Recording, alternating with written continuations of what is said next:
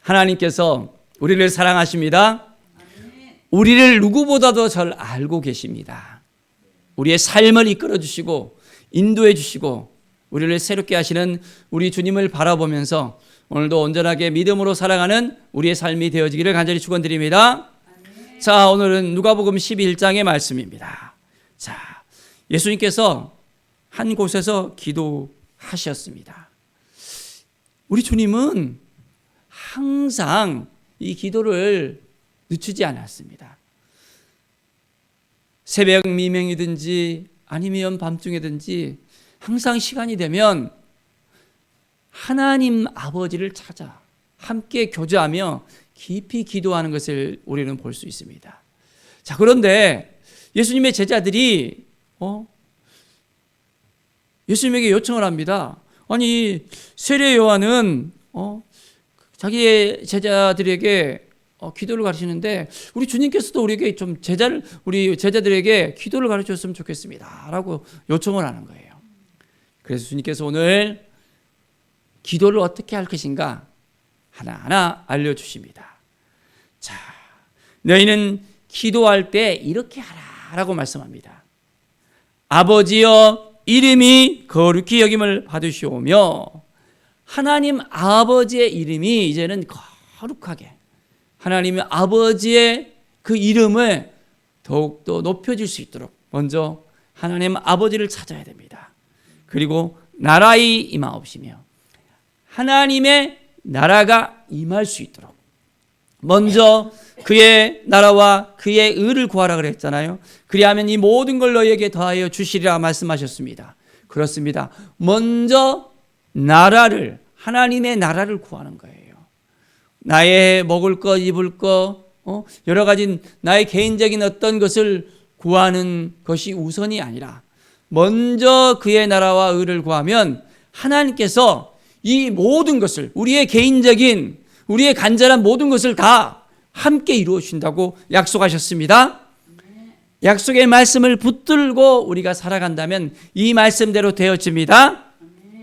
우리에게 날마다 일용할 양식을 주시옵고, 우리가 매일매일 살아가잖아요. 매일매일 먹어야 되잖아요.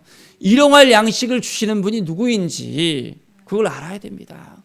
이스라엘 백성들이 광야 40년 길을 가면서 그들은 광야에서 먹을 걸 찾을 수가 없었거든요. 그런데 하나님이 어떻게 했습니까?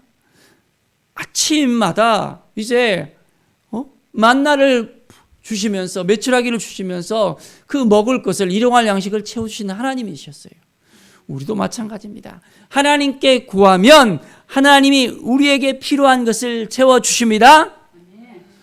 주님께서 우리에게 이렇게 기도하라고 약속하셨잖아요. 그러면 그 약속을 지켜주십니다.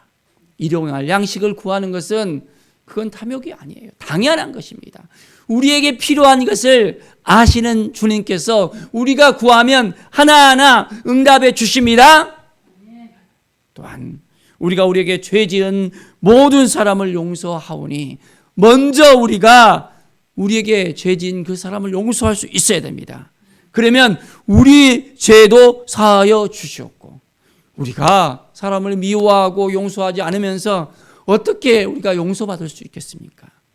우리는 주님의 그 피 흘림을 생각하면서 매일매일 용서하며 온전하게 이제는 하나님의 은혜가 우리뿐만 아니라 모든 사람에게 임할 수 있도록 기도해야 됩니다. 또한 우리를 시험에 들게 하지 마시옵소서. 시험에 들지 말게. 자, 시험에 들면 어떻게 합니까? 이 시험 때문에 막 괴롭고 힘들고 벗어나지 못하고 끙끙끙 앓는 사람들이 있습니다. 자, 시험에 들면 안 됩니다. 그러려면 어떻게 해야 됩니까? 깨어서 기도하면 됩니다. 늘 주님을 의지하면서 주님을 바라보면서 주님, 어떻게 살아가는 것이 하나님의 뜻에 합당한 삶입니까? 우리가 매일매일 살아가는 데 있어서 성령의 충만함을 받지 못하고 하나님의 뜻을 깨닫지 못하고 살아가잖아요. 그러면 이 일 저 일 겪으면서 막 시험에 들 수가 있어요. 그런데 늘 깨어서 기도하면서 믿음으로 살아가면 어떠한 시험과 풍랑이 우리에게 밀려오더라도 예수 그리스도의 이름으로 우리는 승리할 수 있습니다. 날마다 주님을 바라보면서 우리는 한 걸음 한 걸음 주님 앞에 나가는 우리의 삶이 되기를 간절히 축원드립니다.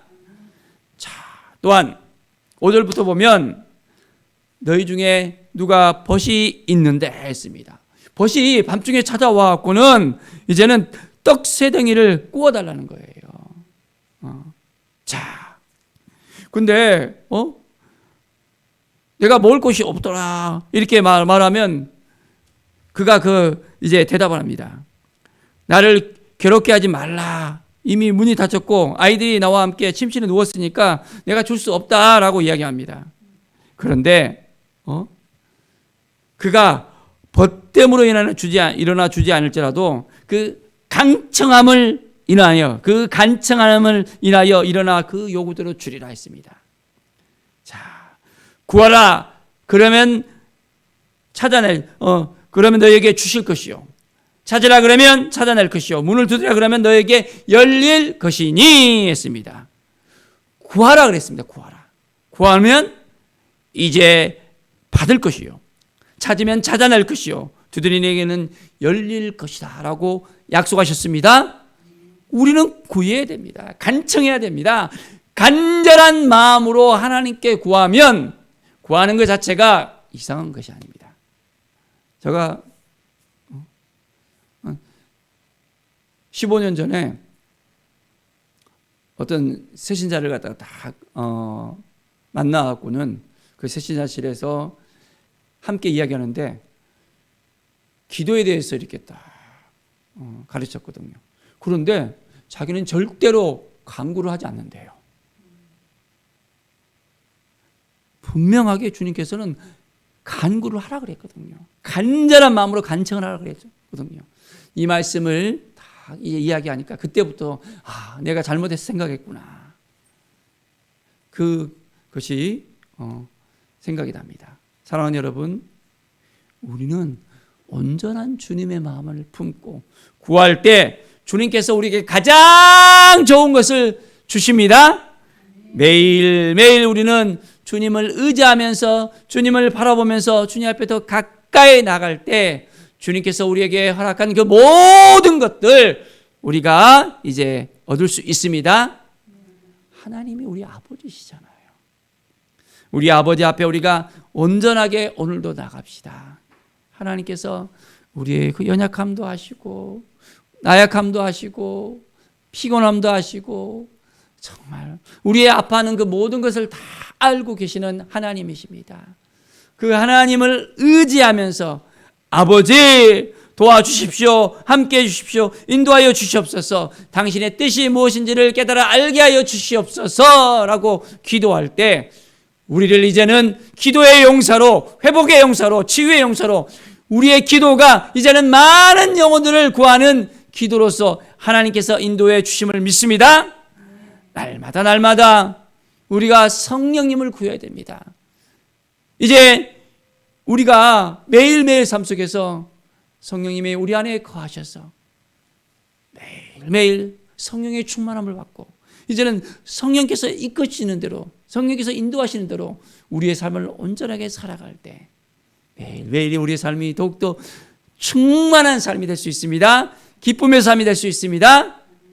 하나님께서 우리에게 가장 좋은 것을 주신다는 것을 우리가 믿고 확신할 수 있어야 됩니다.